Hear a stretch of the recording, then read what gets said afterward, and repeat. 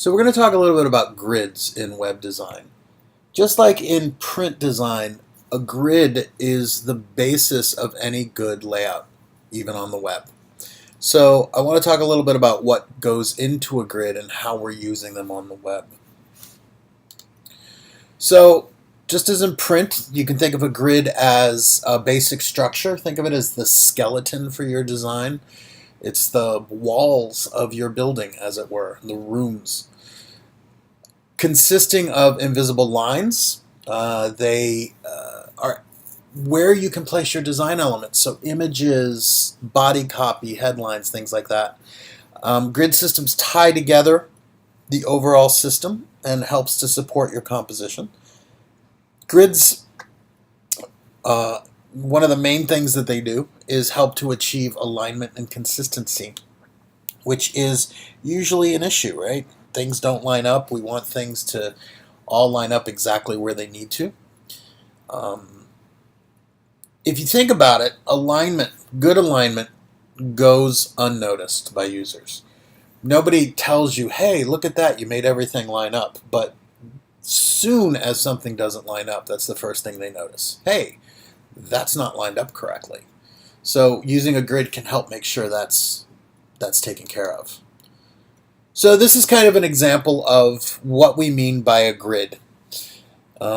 Grids go into several different pieces, columns, and units, which we'll get into in a minute. And the content, the design elements, images, text, they flow over the course of a certain number of columns.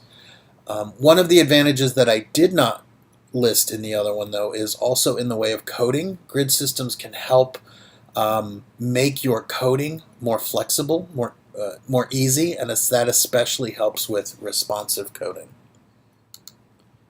So if we look at what makes up the grid, we start with the units, and those are the basic building blocks of every grid. Multiple units form the overall grid. So the one you're looking at, that's from the BBC website, and it's a 12-unit grid, which is kind of the standard right now. That may change, but at the time that I'm recording this, 12 is pretty standard. It's what's used in a lot of frameworks like Bootstrap and Suzy. It's just easy to use, and it's easier to manage when it comes to coding. So if you're looking at this image, that purple stripe represents each unit, or in some cases, a lot of cases actually, we call it a column, right? So think of columns and rows, except we don't deal with the rows. Next up, we have the gutter. And just like in print design, the gutter is the white space. It's the area between the columns. It makes sure that you have consistent alignment throughout. So if you notice, this first item right here covers 6 columns. This covers 3, and so does this, and these all cover 3 columns. But the spacing between each section is always going to be consistent.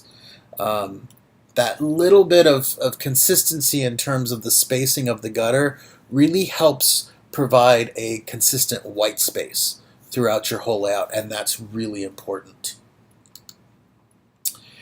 As I said, one of the most common grid systems that we use is the 12-unit or 12-column grid. So why 12? Well, it breaks really easily into 3, 4, 6 columns. You have some great flexibility when you use a 12-column grid.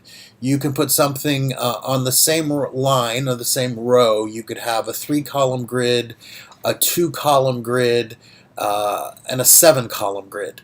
You could have something that flows 6 columns and 3 and 3, like we saw before. You could have something that goes 4, 4, and 4.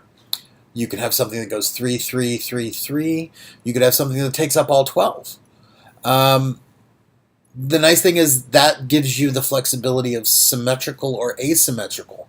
So, it doesn't have to be 4 and 4 and 4 and 4. It could be exactly like what we saw in the last example, which is 6 and 3 and 3, 3 and 3, right?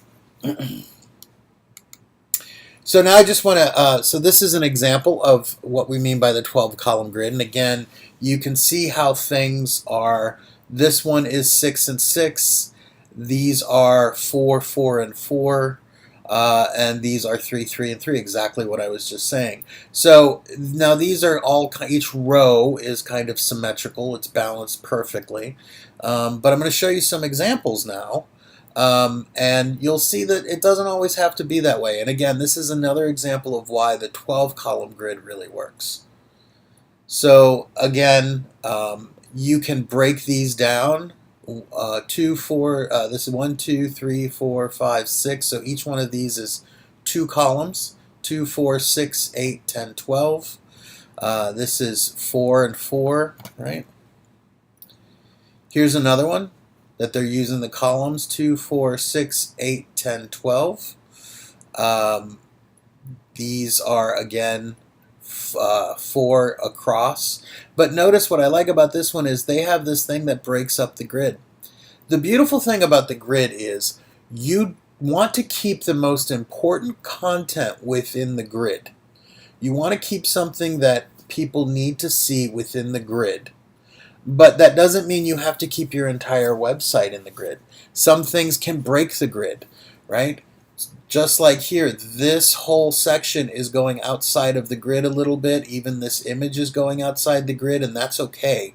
Because even if it was on a smaller screen and got cut off a little bit here and here, you're not losing the most important piece. And again, here is, we'll go back to the BBC.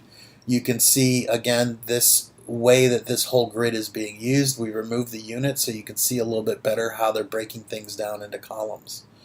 So the idea here is that you want to start with these 12 column grids and have that layout available to you so that you can keep things consistent, clean, and again, it will actually make your coding easier. And you'll see in another video that I'm going to create how exactly that works in coding.